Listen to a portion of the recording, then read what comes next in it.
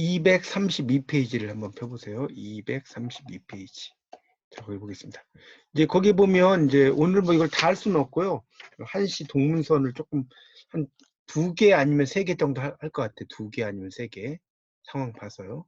뭐 2개만 해도 될 것 같아요. 일단 그러니까 매번 수업할 때마다 여기를 2개 정도씩 하면 되니까.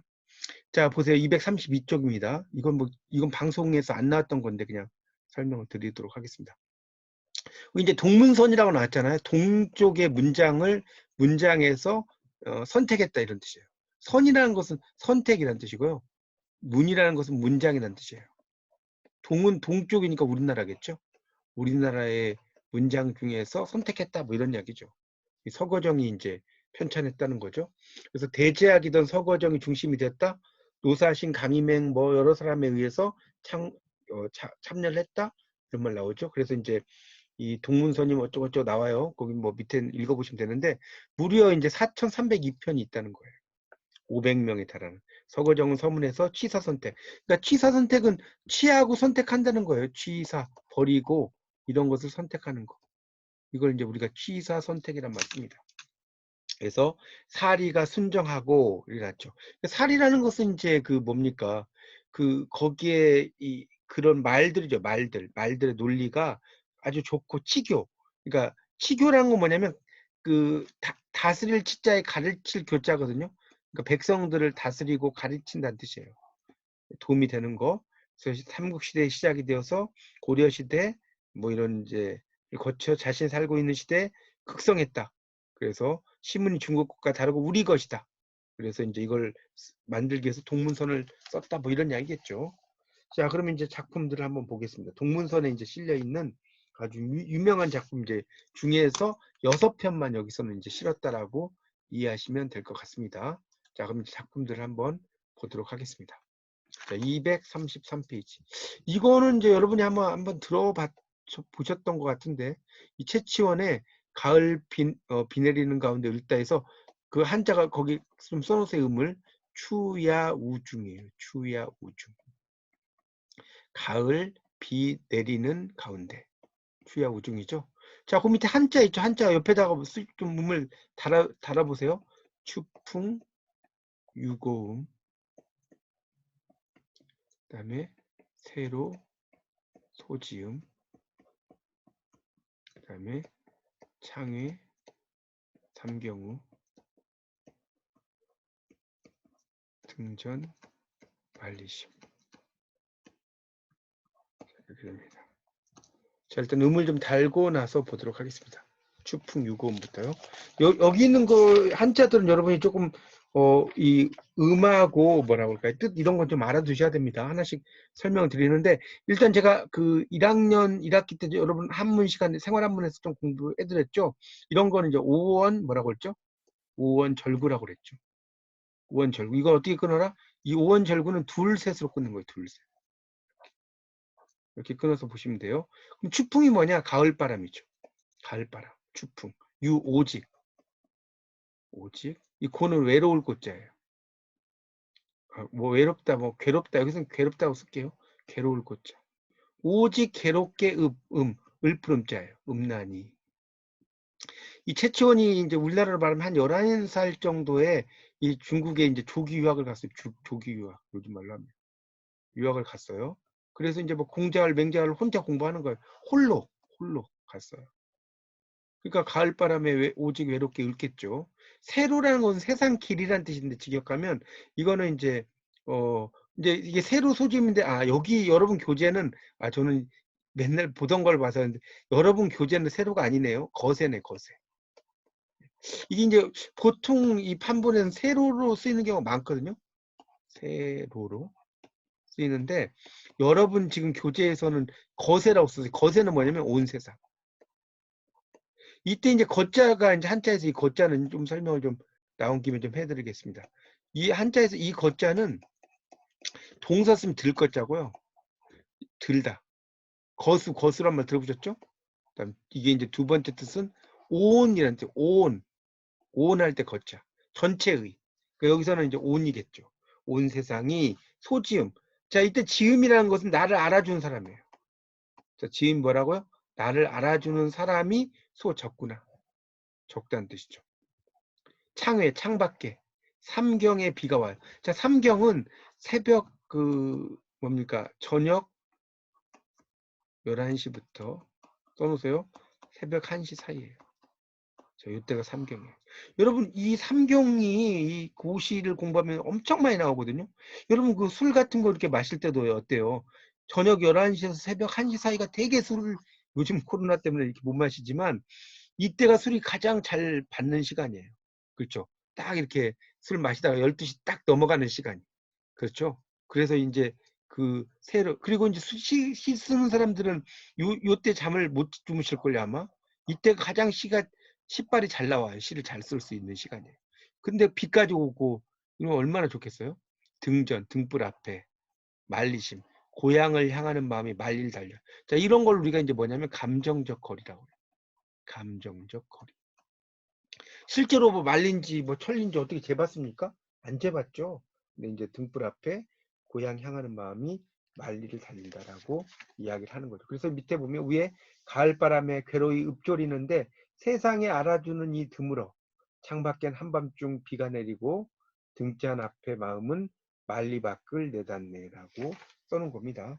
뭐 해석은 그렇게 어렵지 않으실 겁니다. 이 정도로 하고 이제 넘어가도록 할게요. 자, 234쪽을 한번 보시죠. 234쪽에 나오는 그 감노사에서 해원의 시에 차운하다라는 그 시를 한번 보도록 하겠습니다. 감노사에서 해원의 시에 차운하다. 차운이라는 건 뭐냐면 운을 빌린다는 거예요. 운을 빌린다. 그러니까 앞에서 어떤 시인이 어떤 시를 썼을 거 아닙니까? 그 운을 빌려 가지고 쓰는 거예요. 그걸로 이제 감노사 거기 보면 그 한자가 234 오늘 그냥 234쪽까지만 해야겠네요. 234쪽에 보면 자 보세요. 감노사 제일 위에 차 해원 이렇게 되는 거예요. 그러니까 감노사에서 차 빌린다. 그러니까 운을 빌리는 거예요. 그러니까 운을 가져온다는 거예요. 이게 이제 다음 차자기도 한데 여기서 빌린다는 의미로 쓰인 거예요. 이 운을. 근데 해원이라는 사람이 시겠죠. 이것은 해원의 시에서 운을 빌려온다. 이 말은 뭐냐면, 자, 이 사람이 이제 시를 쓸 때 어떠한 글자, 뭐, 예를 들어서 뭐, 당이라든가, 뭐, 명이라든가, 이런 끝에 이제 운이 있을 거 아닙니까? 그러면 이걸 빌려와서 이걸로 끝나는 어떤 시를 짓는 거예요. 그거를 차운이라고 하는 거예요. 이해 가십니까? 그러니까 일단 그렇게 좀 알아두시고 보세요. 일단 거기 한자를 여러분 좀 어려워하실 것 같으니까 음을 제가 달아 드릴 테니까 좀 음을 좀 써주시고 제가 설명드리겠습니다. 자, 음을 쓰세요. 속객, 부도처. 자, 그 다음에 등임, 의사청. 산형, 추갱호, 강색, 야유명. 백조, 백색이죠. 아니, 죄송. 백색이 백조, 고담비. 백조, 고담비죠. 그 다음에 고범, 독거경.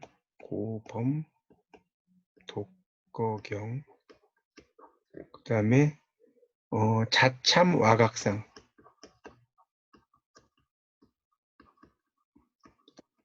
그 다음에 반세, 멱공명이에요. 멱공명. 조금 글자들이 어려워요. 하나씩 설명드리겠습니다. 자, 이렇게 씁니다. 자, 그러면 일단 이런 시를 이제 뭐라고 하냐면 오원 율시라고 그래요. 율시. 저번에 제가 한번 이야기했죠. 율시라는 것보다 세트다, 세트. 기억나요? 그래서 이렇게 5개가 이렇게 하나가 있는데 그 다음 또 세트가 있는 거예요. 이렇게 5개. 또 5개가 이렇게 있어요. 또 세트가 있어요. 5개죠. 그 다음에 또 5개가 이렇게 있어요. 기억 안 나시면 다시 쓰세요. 또 세트가 있어요.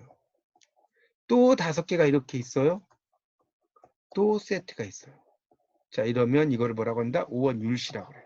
그러니까 그럼 절구는 왜 절구냐? 절구라는 말은 율시의 절반이라는 거예요. 율시의 절반. 율시의 절반을 절구라고 그래요. 앞에 나온 뭡니까? 추야 오줌 같은 경우가 다섯으로 딱 끝났죠? 그건 오원 절구. 이거는 오원 율시입니다. 자, 그러면 해석을 해보면요. 속객이에요. 자, 어쨌든 5원은 어떻게 라고 했어요? 아까 2, 3으로 끊으라고 그랬죠? 속객, 속세의 객이, 속세의 손님이 부도처예요. 자, 부도처는 뭐예요? 부도처. 이르지 못한다는 거예요. 자, 보세요. 이를 도자예요? 아닐 부자예요? 고처자예요. 그러니까 이르지 못하는 곳에. 그러니까 이거 해석을 하면 속세의 손님 1, 2가 되겠죠. 이르지 못하는 곳에. 속세객이 이르지 못하는 곳에. 자, 그 다음 뭐예요? 등임이죠. 등임. 등임이니까 뭐예요?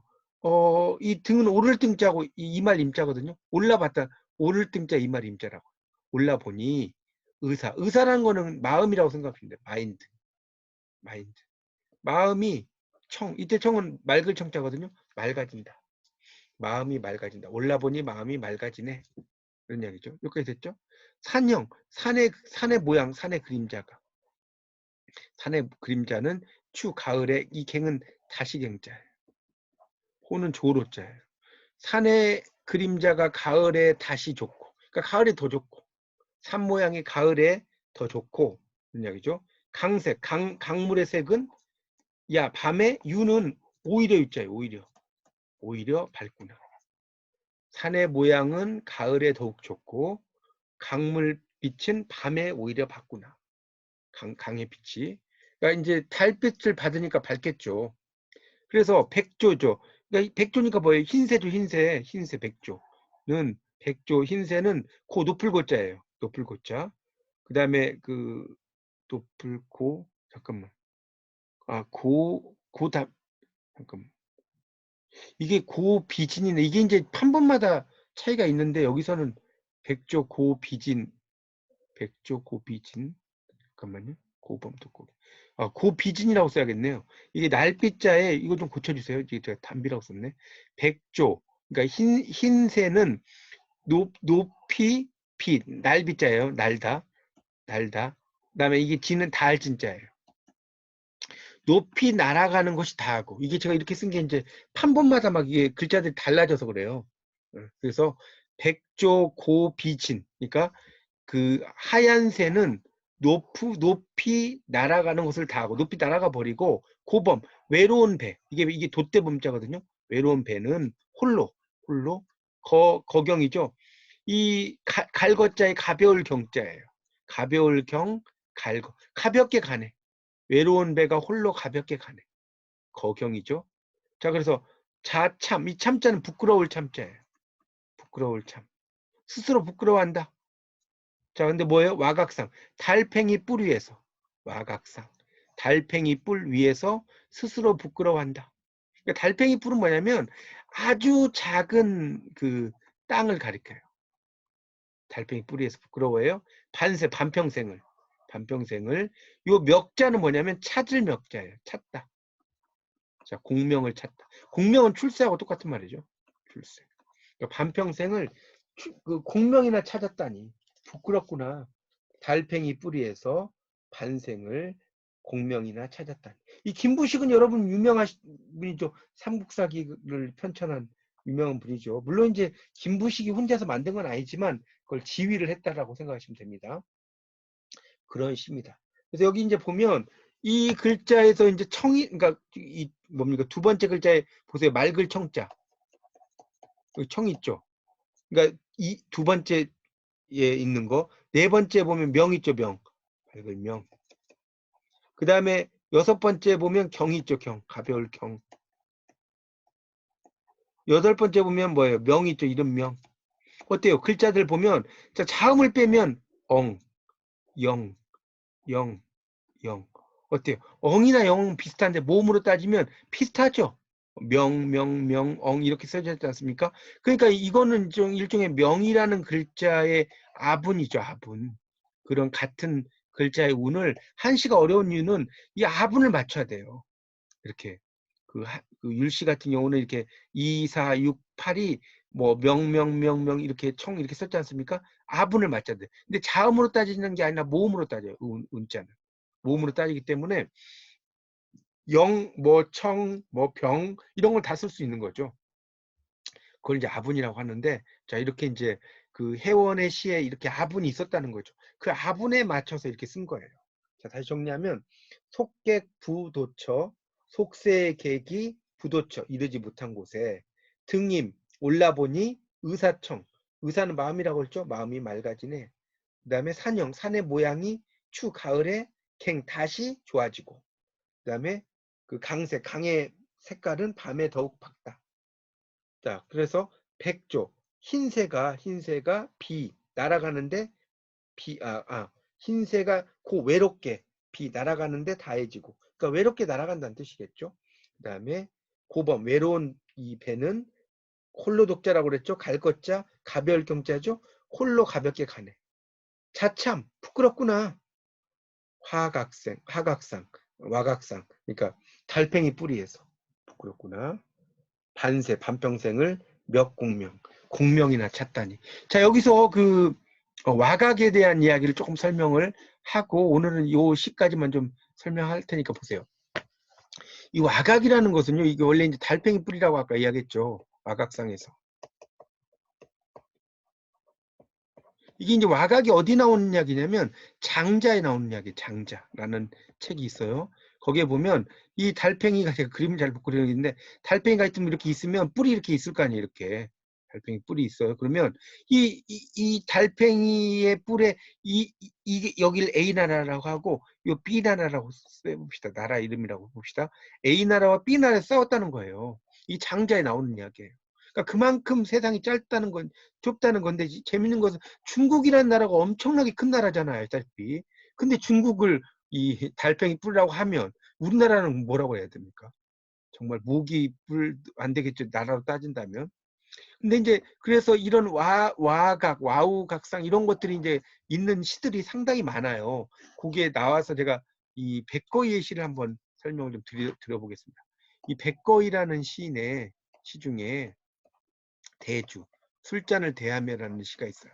보세요. 와우 각상, 와우 각상. 이 한자 그 원문은 여러분이 저기 뭐지? 인터넷 찾아보시면 다 나와요. 그러니까 제가 석화, 광중, 기차신,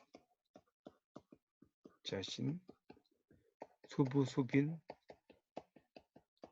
차왈락, 불개구소, 시치인.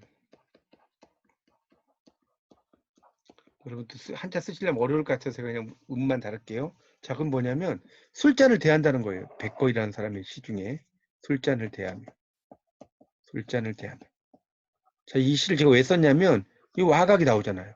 달팽이 뿔 위에서. 자, 이렇게 7원으로 된 7원 절구죠. 이런 경우는 어떻게 끝냐면 4-3으로 끊어요. 4-3. 이렇게. 달팽이의 뿔 위에. 4-3은 다시 어떻게 나눠지겠어요? 2로 나눠지겠죠. 달팽이 뿌리에서 챙 다투는가? 하사 무슨 일로? 달팽이 뿔 위에서 무슨 일로 다투는가? 달팽이 뿔 위에서 무슨 일로 다투는가? 여러분 생각해 보세요. 참 이 세상이 정말 좁은 세상이죠. 어떻게 보면 거기서 무슨 일로 다투냐는 거예요. 전체 은하계를 보면 석화, 부싯돌이에요. 부싯돌. 불돌이니까. 석화 한자로 쓰면 이게 되겠죠. 광중, 불빛의 불빛.